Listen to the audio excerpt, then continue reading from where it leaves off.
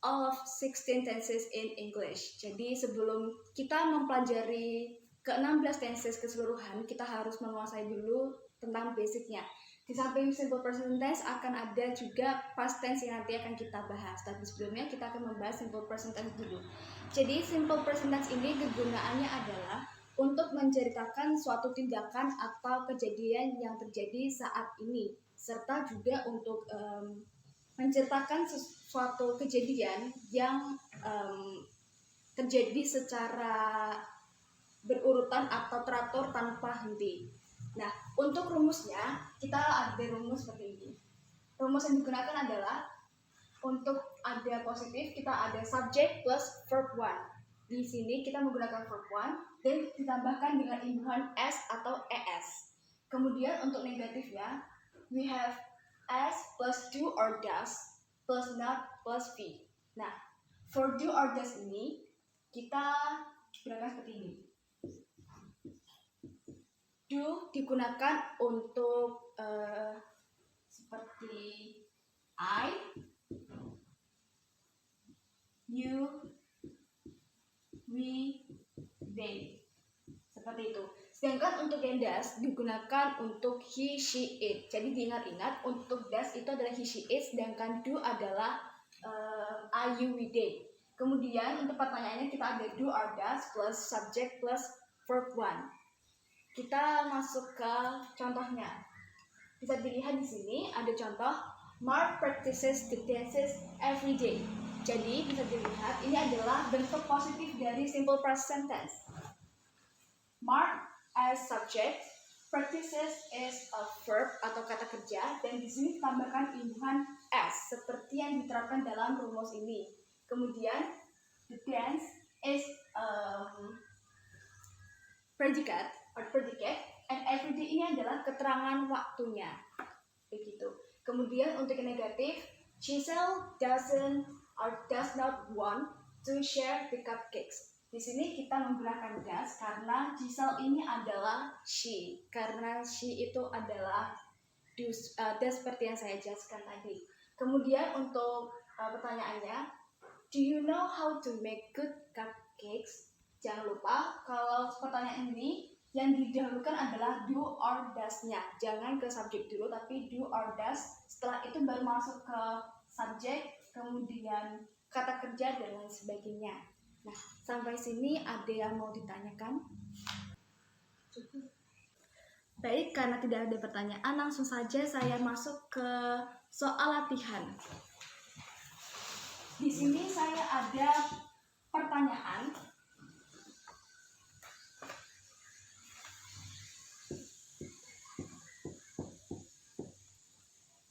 Peter likes father, his brother every day. Pertanyaannya, ini adalah bentuk positif dari pertanyaan yang saya berikan.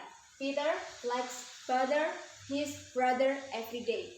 Di sini saya minta murid-murid untuk membuat bentuk negatif dan juga pertanyaan dari pertanyaan yang saya berikan. Bisa dikerjakan dimulai dari sekarang.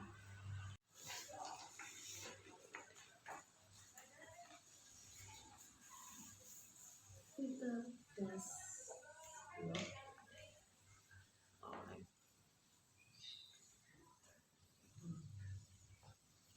his brother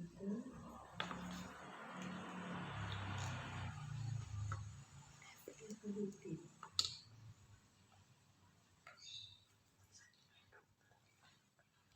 Alright students, have you finished the exercise already? Finish. Okay, let's we talking about the questions. Tadi saya sudah beri pertanyaan, Peter likes father, his brother every day. Nah, kira-kira bentuk negatifnya seperti apa ya? Bentuk negatif dari pertanyaan ini, karena Peter likes berarti kalau negatif itu berarti kebalikannya ya, berarti Peter Does not like his brother every day, pintar. Kemudian untuk bentuk pertanyaannya, tadi sudah dicontohkan di sini, berarti does Peter like his brother every day, seperti itu. Oke, karena murid-murid sudah bisa menjawab latihan yang saya berikan, mari kita lanjut ke simple past tense. Alright, the next material that we were talking about is simple past tense.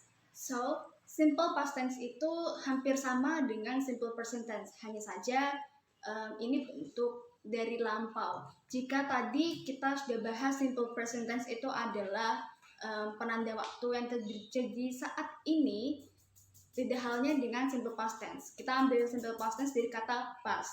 Past yang berarti lalu. Berarti simple past tense ini adalah tenses yang digunakan untuk memberikan petunjuk waktu yang telah lampau atau sudah terjadi sebelumnya. Nah, seperti contohnya kita lihat di sini. Di papan tulis ini terdapat rumus dari simple past tense. Simple past tense kita menggunakan rumus subject plus verb to. Karena past itu adalah bentuk lampau, berarti kita menggunakan verb yang kedua, seperti itu.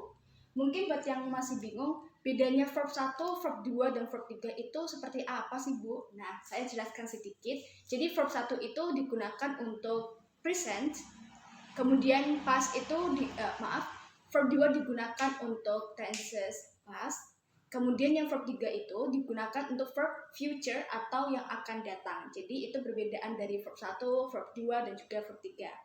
Oke, let's we get back to the rules. Subject plus verb 2 ini adalah bentuk positifnya, kemudian negatifnya subject plus did not. Jika tadi kita di simple present tense kita menggunakan do or does, ini kita menggunakan did not. Dan did not ini bisa digunakan untuk singular maupun plural. Jadi mau orangnya itu atau subjeknya itu tunggal atau lebih dari satu, itu sama-sama bisa menggunakan did not. Kemudian kita menggunakan verb 1 gitu. Karena sudah ada did not, kita tidak perlu menambahkan lagi verb 2. Kemudian yang terakhir, did plus subject plus verb, jangan lupa kasih tanda tanyanya seperti itu. Baik, kita langsung masuk ke example. Kita ada example untuk bentuk positif. Joy entered a singing contest. Jadi Joy ini adalah subject, kemudian entered ini adalah bentuk dari verb 2 dari kata enter. Jadi enter itu bentuk verb 1, verb 2-nya adalah entered, dan verb 3-nya adalah entered. Karena di sini past, kita menggunakan verb yang kedua, a singing contest. Singing contest. Kemudian yang bentuk negatif, Andy did not brag too much about his singing skill. Andy bentuk subject, kemudian did not adalah bentuk dari negatifnya ini tadi, brag too much about his singing. Jadi brag ini adalah bentuk kata kerja. Brag itu artinya seperti menyombongkan diri atau ya kita gampangannya menyombongkan diri. Andy tidak menyombongkan diri tentang kemampuan bernyanyinya. Kemudian bentuk pertanyaannya, did Kathy win the gold medal? Jadi did ini kita pakai seperti di tense sebelumnya, simple present tense, kita tambahkan dulu ininya di depan kalimat, kemudian baru subject, kemudian baru verb, dan kemudian predikat dan lain sebagainya. Baik, sampai sini ada yang mau ditanyakan? Ada, Bu. Ya, silakan pertanyaannya. Untuk bentuk kalimat negatif, tadi setelah subjek, kemudian diikuti did not, kemudian verb.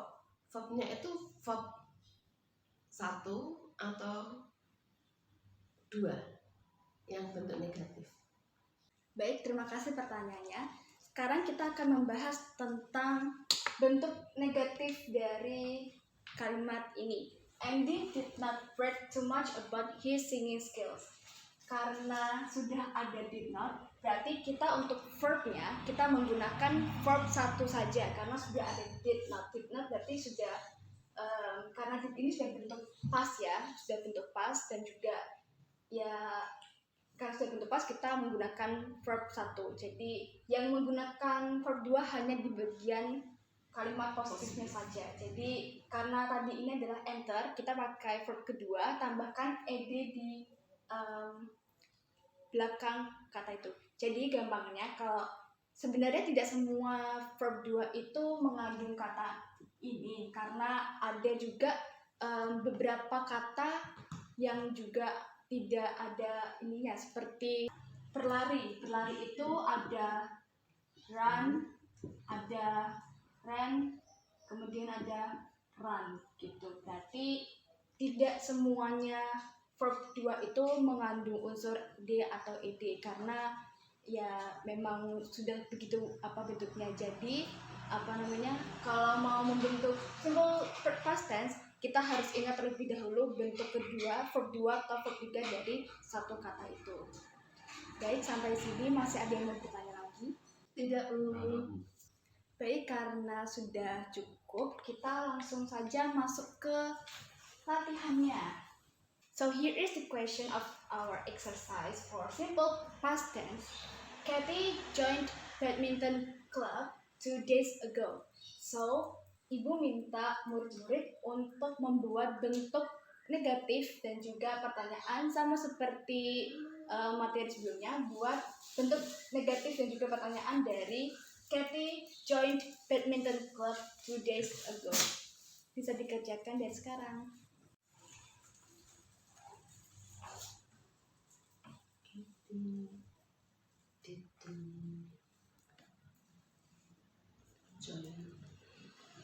Okay, students, have you finished the exercise yet? Have you? Finish. Alright. Mari kita bahas tentang pertanyaan yang saya berikan tadi ya.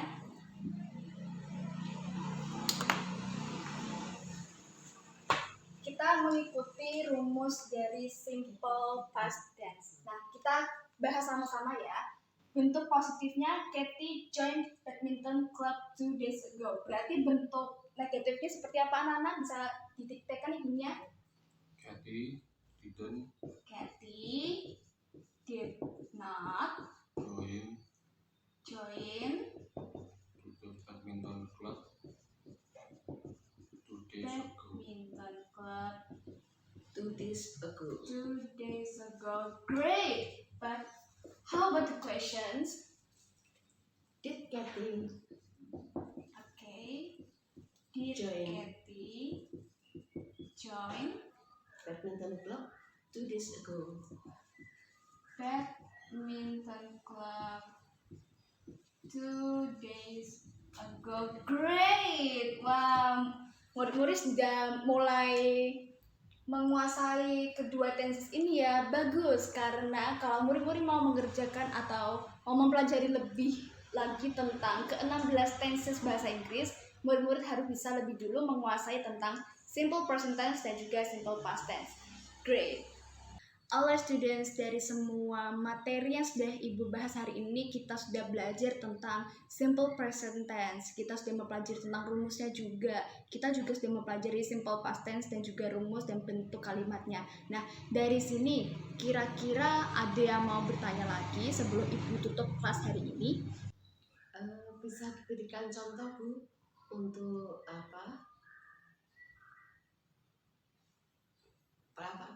past tense, yang past tense tapi yang verbnya verb 1, verb 2, verb 3 itu berbeda dalam penerapan kalimat.